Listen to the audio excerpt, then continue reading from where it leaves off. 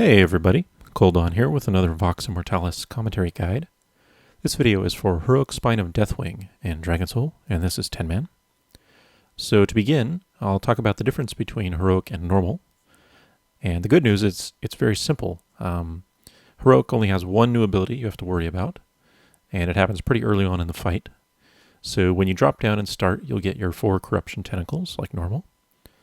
And you'll want to kill off 3 or 4 of those, and depending on your preference, and then you'll get amalgamations from each. And once you have amalgamations up, you'll want everyone in the raid to move to one side of Deathwing's back and force him to do a roll, just like normal. And this gets rid of the amalgamations. And this is where the new ability in Heroic comes in. As soon as the roll starts, you can see the tooltip there, Deathwing will cast an ability called True Belonging on everyone in the raid. And this is basically a check to see if you fit in properly, sort of like the elementary school lunch table. This checks your class and your spec. So if you are an arcane mage, resto shaman, or combat rogue, you'll be held to his back and you'll safely survive. Unfortunately, if you're anything else, you'll be thrown off and killed instantly. So this can be a little troublesome for some raid makeups, depending on what you have available. We found it was particularly difficult to survive instant death with raid cooldowns. It didn't work very well. Even stuff like immunities sometimes don't work. Our paladin tried bubbling and he was still killed. Although ice block worked, but that might be due to the mage thing, I'm not sure. So it can be a little troublesome, but if you get past that point, the good news is that there's nothing else different on this fight from normal. There's no extra DPS requirement. The health values are identical. And in fact, you probably saw they nerfed this fight quite severely recently, so it's even easier now.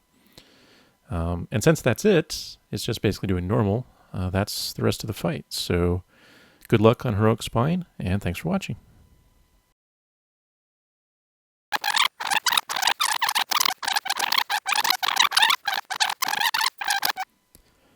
Hey everybody, Coldon here with another VOX Immortalis commentary guide.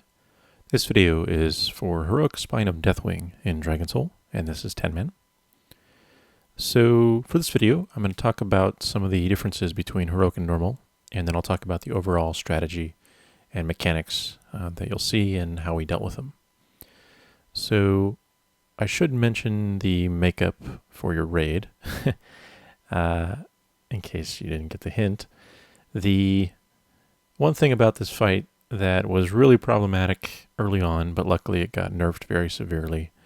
And then, of course, we got the stacking raid debuffs as well, so it's not as big of a deal anymore, is that this fight had a huge burst DPS requirement in that you had to kill the tendons within 2 rounds of knocking the plate up each time. So basically, you could attack tendons 6 times in total, and on normal, you won't notice it. It's just trivial to do.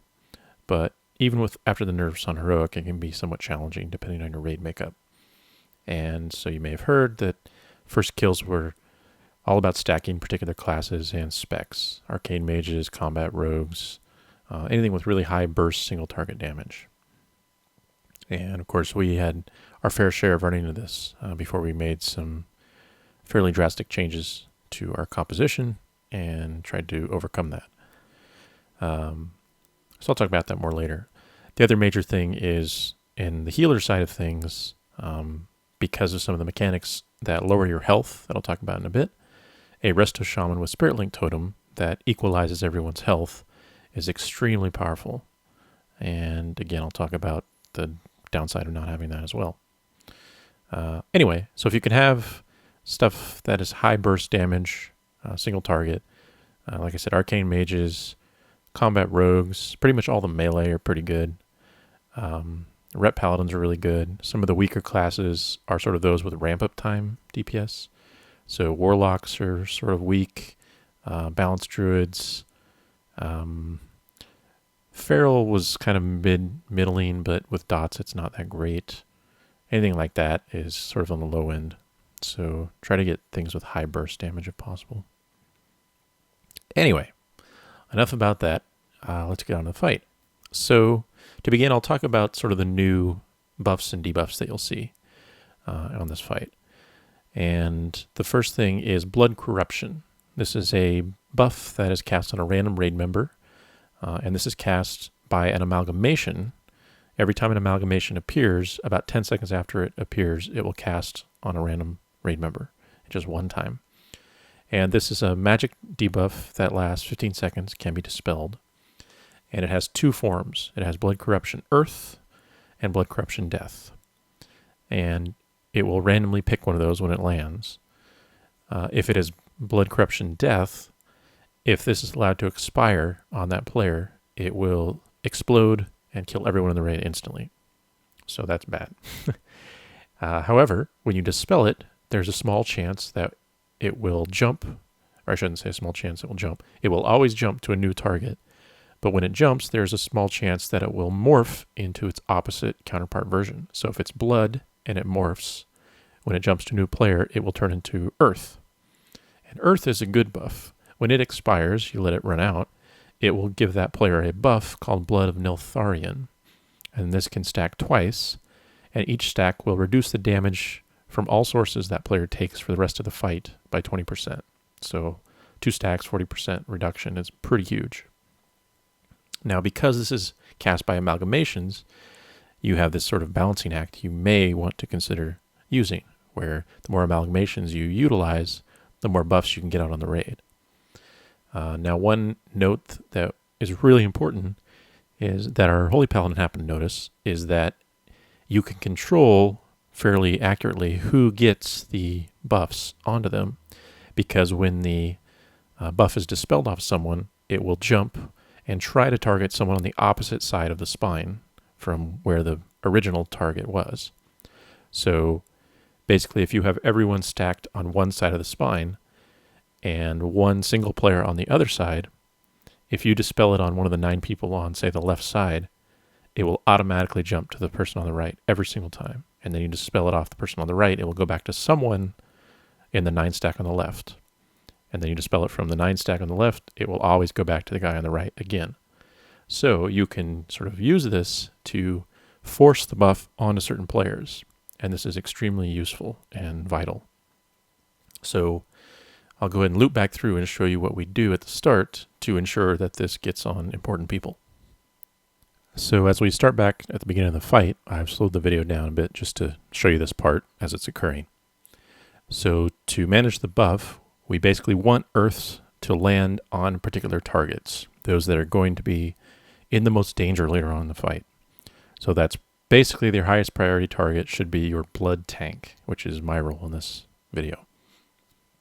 And then, of course, your other tank is good, and then any players that just have low innate damage reduction or get blood threat later on in the fight. And we'll talk about that in a bit.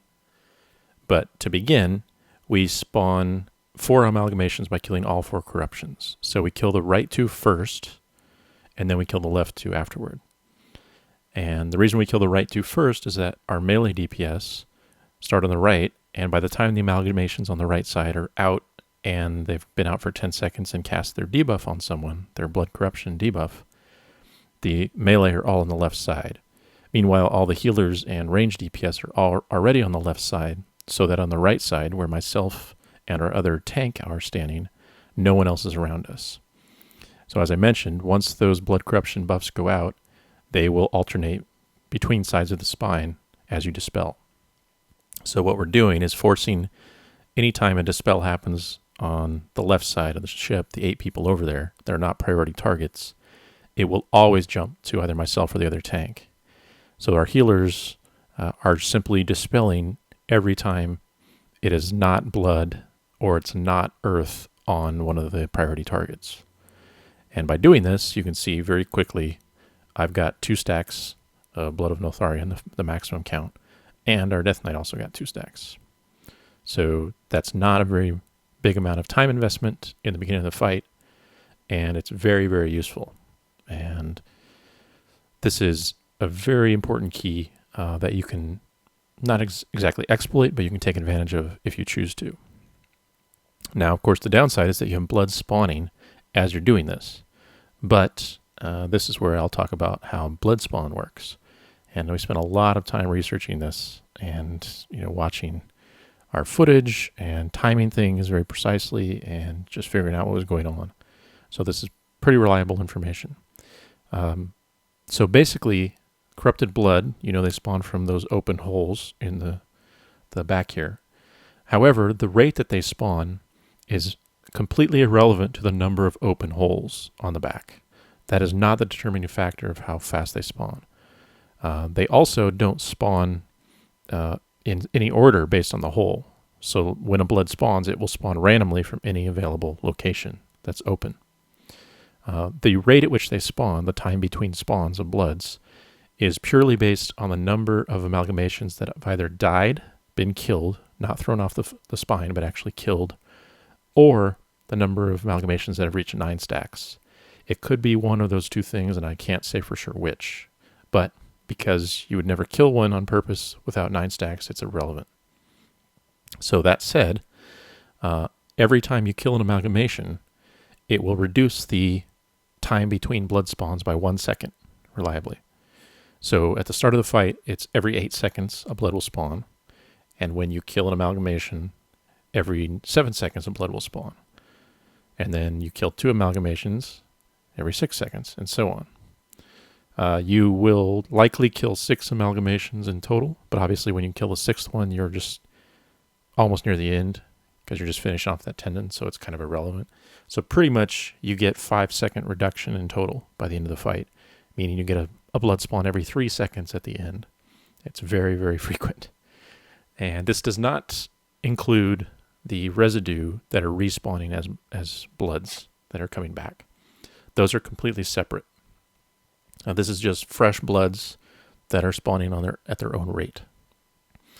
So this means that in some sense you can avoid killing amalgamations at the start, take as long as you need, and as long as you soak up blood residue with amalgamations and then throw them off, like we did at the start, then you don't actually add any danger to your raid. You don't add any more bloods than you normally have. This also means that if you want to, you can spend 2, 3, 4 minutes at the start of the fight killing off corruptions, getting new amalgamations, getting new blood corruption earth stacks, and therefore getting blood of Niltharian stacks on most of your raid, or a lot more members of your raid. And we tried that for a bit. We just found that it was a little bit troublesome for healer mana and didn't really benefit us that much. The important thing was those priority targets, specifically the blood tank. So we just went for 4 corruptions, 4 amalgs, 4 stacks right away, and then the rest our healers managed throughout the fight. So obviously you still get amalgamations during the fight and the normal course of it, and therefore each time an amalgam spawns, you'll get a new earth buff on someone. So by the end, everyone should hopefully have at least 20% damage reduction from that buff. If not, it's still survivable for some people, but it can be a problem depending on your class and how much you get threat on bloods, that kind of thing. So, yeah, that's the rate at the blood spawn. And that sort of can alter your beginning strategy. If you want to do it where you sort of kill off corruptions early and then roll them off together, we found that going to 8 or 9 amalgamations, splitting them between the tanks, and then just soaking up blood residue as they come was very manageable. And that gives you a lot of buffs to work with, obviously. It's, of course, crazy amount of dispelling and mana in that. So you have to balance that with your raid, but that's possible to do. All right, so I'm going to loop back through near the start here. This is just after, or just as we start the first roll and begin the fight in earnest. And I want to talk about our positioning. We found this was really important. We spent a lot of time iterating on this. Essentially, you need to find positions that allow your blood tank to get initial threat on almost all bloods. This is very vital later on in the fight when blood spawns are happening very frequently. Because you just can't afford them to melee random people, especially people that don't happen to get the 20% buff on them, or 40% even. So we found ultimately that the position you see us in now was the best, where our Death Knight tank, who's on the amalgamations, would keep the amalg right in the center there against the plate, and then everyone else would stack on him or really close to him. This way, bloods that come in from behind, or at worst from the side, have to basically pass through my position as the blood tank before they reach the healer or DPS they're aggroed on when they spawn. I should also talk about blood aggro as a whole is very finicky in that when they initially spawn, they are building up threat on players that cause heal threat or pseudo heal threat. Meaning if you gain threat that is from mana regains, that also is equivalent to healing gains, and therefore you can get threat from that. So we found our elemental shaman in particular, because he's getting mana regen from things like chain lightning constantly, he gets a lot of threat on bloods. It just happens to be that way, with probably our resto druid being second highest. So just be aware of that certain players can get very high, and so you might want to set them to priority targets for those extra earth buffs that you get throughout the raid. So that sort of shows our positioning. You'll see us sort of maintain that throughout the fight, because it kind of gets more and more hectic as things go on. All right, let's talk a little bit about Fiery Grip. Just like on normal, this is cast by the Corruption Tentacles on a random non-tank raid member about every 30 seconds. And this will cause them to be stunned and take pretty heavy damage over time, starting after about 3 or 4 seconds of the channel. So you need to deal a certain amount of damage to the corruption after Grip is cast to cause it to sort of interrupt and break the stun and stop dealing damage. I don't know exactly the value that needs to be dealt. It's about 15 to 20% of the corruption's health. Closer to 20 now probably with the 10% debuff. But essentially, you want 2 or 3 high DPS burst classes to deal with that Fiery Grip. And if you can help it, you want classes that don't really use dots or have very few, because you don't want damage to linger on the corruption after the Fiery Grip is broken. So in our case, we're using a Elemental Shaman and a DPS Warrior.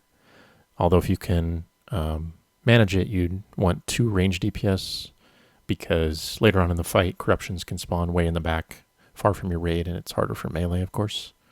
But this was just a requirement for our raid makeup that we use in melee. But anyway, they break the grip very efficiently, and then don't do any extra damage beyond the requirement to break it. The reason for this is because of our method for dealing with the transition between getting an amalgamation of 9 stacks, causing it to blow the plate up, and then after the Burning Tendon DPS time, getting a new amalgamation. So what we found is that we needed all the DPS we could get on the Burning Tendons. And I talked about this a bit. You know, it's basically just what sort of burst DPS you have available in your raid. And we just didn't have a lot of it for the Tendon DPS phase. So what we wanted is to have everyone possibly available to attack the Tendon. And this includes our amalgamation tank. So by not killing the corruption just before you're going through a Tendon phase, you don't get an extra amalgamation that has to be tanked. And this is not as important if your DPS is high or early on in the fight. But if you need the DPS, and especially later on in the fight, when there's a lot of residue around the room, it's very useful to try to prevent that amalgamation from spawning right then. So essentially what we do is our Fiery Grip attackers try to keep the corruption, alive above 10% or so when we're going in for the amalgamation kill. And then we time the 9 stack on the amalgamation. So you can see with about 6 to 7 seconds left on the new grip cast, our tank will pull the amalgamation through, get the 9 stacks. We'll kill the amalgamation just as grip is happening. And then this gives the nuclear blast time to go off. Meanwhile, this resets the cooldown on the Fiery Grip to 30 seconds. And since you can only attack the Burning Tendon for 20 seconds at a time, this guarantees that no player will have a Fiery Grip occur during the DPS burn phase on the Tendon. And again, this is very important. It doesn't always work. Sometimes you do a little extra damage to the Fiery Grip, which I think we did there. And we got the amalgamation a little bit early or maybe dots killed it. But that's the overall plan. The other advantage is that it sort of delays an extra Syrian cast that you might have gotten otherwise and pushes it into later in the phase, but it's not a big deal, really. You can, of course, do it the other way if you'd rather. If it's hard to time things, especially depending on your raid DPS on the Amalg, you might find that waiting for that grip cooldown is problematic and it's just delaying the fight overall. For us, it just worked out pretty well this way. But if that's the case, then just basically get your 9 stacks on the Amalg, and as you're about to kill it, also kill the corruption. Since there's a sort of spawn animation time for the new amalgamation to appear, the tank that was on the previous amalgamation will have time to pick it up and move it wherever they need to for the burning tendon phase. So yeah, that's how we deal with sort of the corruption fire grip timing. So the last thing I should mention before we go through the full walkthrough of the fight as it goes on is the other new ability you'll see on Heroic, other than the blood corruptions, which is a debuff called Degradation.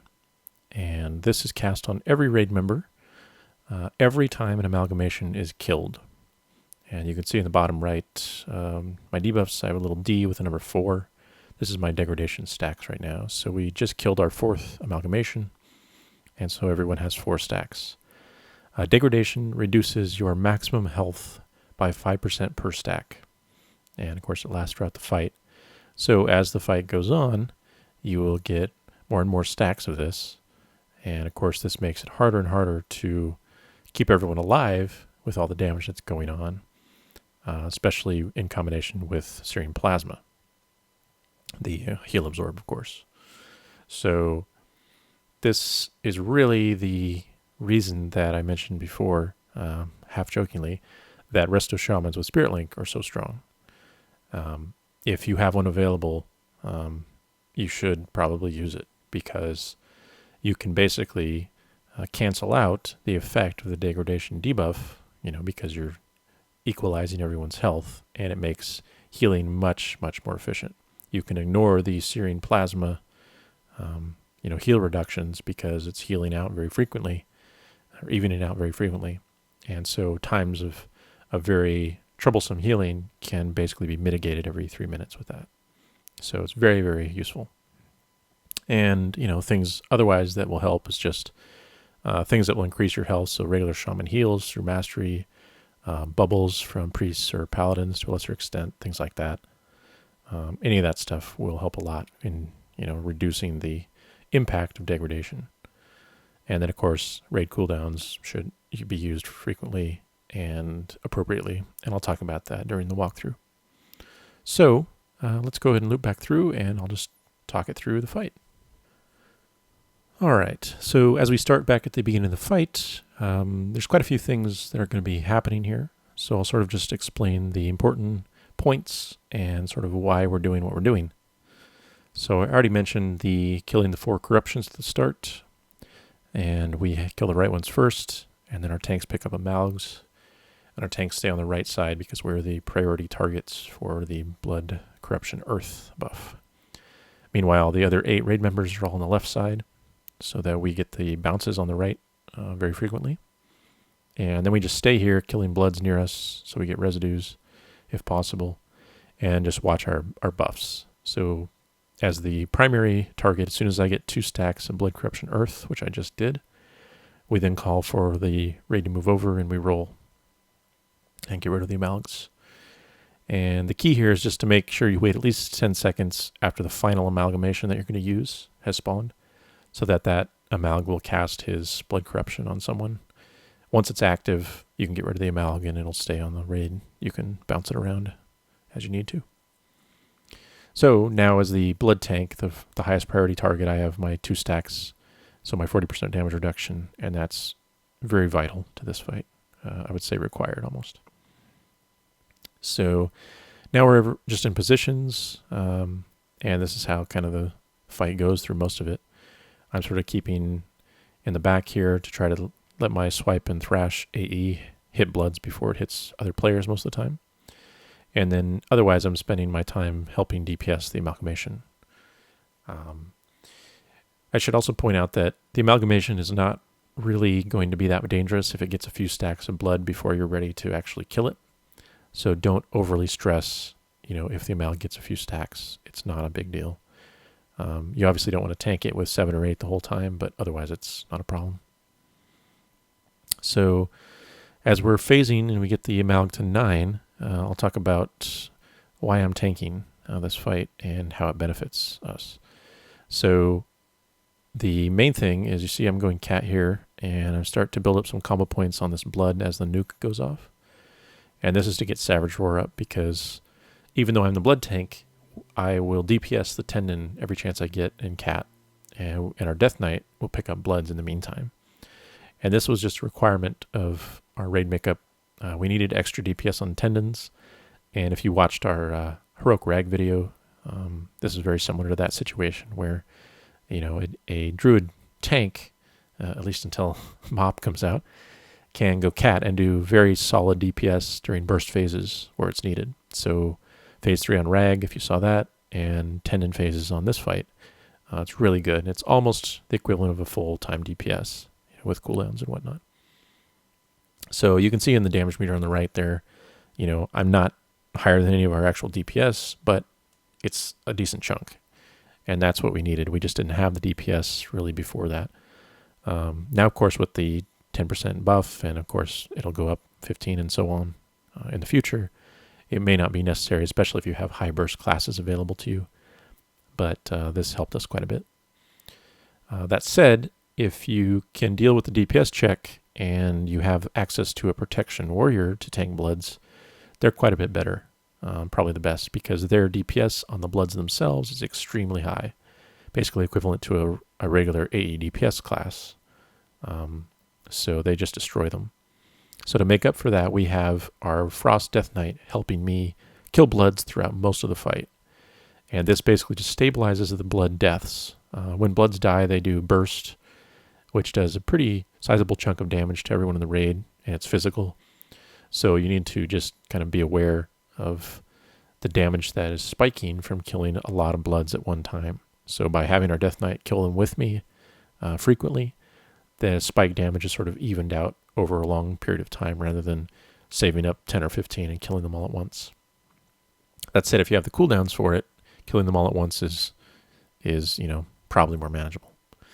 Anyways, so we got the tendon down, first tendon, and so we're in our first sort of roll phase here.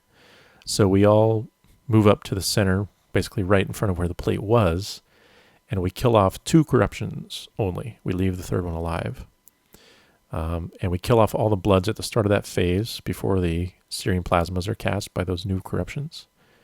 And then we gather the 2 amalgamations that we spawned. I grab the front one, and our other tank grabs the back one. And then we decide where the raid is going to stack. So generally we stack on the side of the spine where most of the blood residue are located, so that the tanks can easily drag through with the amalgamations and pick up all the extra residue as we're rolling. If you do it right, you should only get 1 stack or 1 tick at most of the AE from a 9 stacked amalg. And on this first one, you may not even get 9. But don't kill the third corruption, because you're just going to get an extra amalg that you don't need to, and you're going to spend more time DPSing it. There just aren't enough residue on this first round to actually require more than 18 soaks. So after you do that, you roll. We use quite a few cooldowns there. And actually, I should talk about tank cooldowns as well. If you have 4-piece bonuses, make sure you utilize those. I actually am using full LFR 384 gear, which is not great. But just to get that tank 4-piece bonus, as a druid especially, it's very strong here. So we just use that kind of stuff generally when we do the roll to reduce damage on the raid. So we've got our blood our blood spawn rate increased quite a bit at this point. So it's down to 6 seconds since we killed 2 amalgs from the original 8. So on this first time on the second tendon, once again I go cat for him and try to burn through him as fast as possible. I did forget to get my roar up first, so that's not great. But otherwise I'm just doing whatever I can using my agility potion and all that good stuff. I should talk about managing your DPS cooldowns for tendons. Since you only have 20 seconds to do it, you can sort of plan ahead how you want to do it. And the time between tendons is long enough that you can use 1 minute cooldowns every time.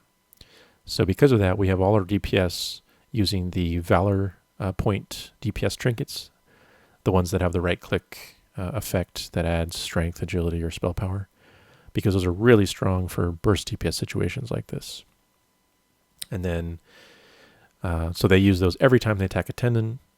And then on the first tendon, we use Lust on the very first time we attack it. That gets it down to 25 or 35%. And then the second time, it's irrelevant. It's easy to kill from that point. And then the first time on the second tendon that you just saw, everyone uses their DPS potions as well as their trinkets and stuff. Because this one we don't have, any bloodlust or anything. So we just want to make sure we can do at least 50% both times on the second one. And that's why I also go cat on the first time of the second one, because at that point there's not enough bloods that I'm in danger, even if some of them are attacking me while I'm on the tendon. And but usually our Death Knight will pick them up anyway. So you can see there's kind of getting to be more bloods than we're killing off. And this usually happens when we're going for an amalgamation. You don't really want to kill bloods while an amalgamation has got 9 stacks, because its AEing and the blood AEing from death is also pretty dangerous combined.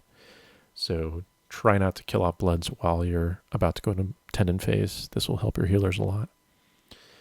You can see here my positioning. I can actually attack the tendon even though I'm facing kind of a weird direction. It has a very large hitbox. So this prevents the bloods from getting behind me when they're attacking me, and I can just get a little bit extra damage on them. This is really only viable kind of for the first and second plate, because by the third one you're gonna have so many bloods you can't really do much. So anyway, we're back into we've killed the plate, and this is the next phase where we have 3 corruptions. This time we kill all 3 because we have a lot of residue and we want to make sure we soak as much as possible. But the same sort of rules apply. We're going to go to the left because we have most of the residue on the left. So you can see everyone is kind of off to the left side next to the hole there, except for myself. This is to prevent the roll from starting too early. So I hang off on the opposite side while I'm picking up my amalgs. I go opposite to where the raid is going to stand. So there I went opposite on the right side, opposite them on the left. And then we call a countdown for when we're going to step into the fire and roll. So that basically means as little time as possible for those guys with 9 stacks to actually do their AE. So as soon as that call is made, both the tanks will move over, everyone will be on one side of the spine, and that will start the roll process. And then hopefully we'll only get, one tick of 9 stacks from the amalgs before they fly off. So the key here, which I was getting at, is that players can be near one of the holes that they want to step into for the roll without actually being in it and being gripped by the tendril. So basically, if you stay just to the side of the hole there, but still on the side of the spine, this will trigger the roll if everyone's on that side of the spine. But once the roll starts, there's a 5-second delay or so before the roll actually occurs. And this allows you to step into the hole during those 5 seconds. And therefore, you're not taking damage from the tendril ticks while you're waiting for that roll to start. So the rule is just stay out of the tendrils until the roll emote starts. Then you step into it. And then you're only taking damage for 3 or 4 seconds before the roll actually occurs. And it's a lot lower damage on the raid that way. So we're now into the final sort of phase, final plate. And you can see our shaman died there just to AE damage. He just takes a lot of damage. But he popped, so it was okay. And at this point, there's so many bloods that we can't really kill them off very quickly. One thing that's really important is, as a druid tank anyway, and I'm sure all tanks will have similar rotations, but for me, I just needed to keep my savage defense up as much as possible. So what this essentially means is use a rotation of swipe, thrash, swipe, and demo roar. Demo roar. I can't say that word. Those 4 things in a row every time, over and over. If you throw in a mangle or something, it's wrong. There's no other way around it. Because the chance for you to proc a Savage Defense off a mangle is so low compared to, AEing 20 targets or more. So basically every global, or 3 out of 4 globals, you'll get a Savage Defense proc if you do that rotation. And then of course you need to keep Demeror up to lower the damage. That said, you can't really lower their attack speed as a druid, other than Maul. And you won't hit very many targets. So you need to have someone help you with the attack speed debuff. So in our case, our DPS Death Knight was helping to keep his disease on everything. And that helps a huge amount. It's very vital. So what I'm doing is just kind of keeping track of the number of bloods I have on me by using my damage output thing in the bottom there. And I'm kind of waiting until I have about 30, 35 before I actually start blowing my cooldowns. And this is sort of the key number we found. You can see I'm not taking a huge amount of damage until I get to that point. But it happens. And so once I get to that point, I start blowing my cooldowns. And then I call for outside cooldowns that we have available. And now we're on the last burn of the tendon. And I'm just kind of kiting around to buy us time. And there it is. So, that is Heroic Spine of Deathwing. It's pretty wild. But if you can just manage those cooldown phases and, get bloods on the proper target, make sure you get the Blood of Niltharion on that person especially, and then try to spread it around the raid otherwise. And then if you have the DPS met, it's not too bad. The healing can be pretty troublesome, but you should use 3 healers. 2 healing, it would be insane. I can't even imagine. And again, if you have the Shaman, that's really good as well. But we have a Discipline Priest, a Resto Druid, and a Holy Paladin, and they did a really good job. So, anyway, this has kind of gone over time, but yeah, pretty long fight. Good luck, and thanks for watching.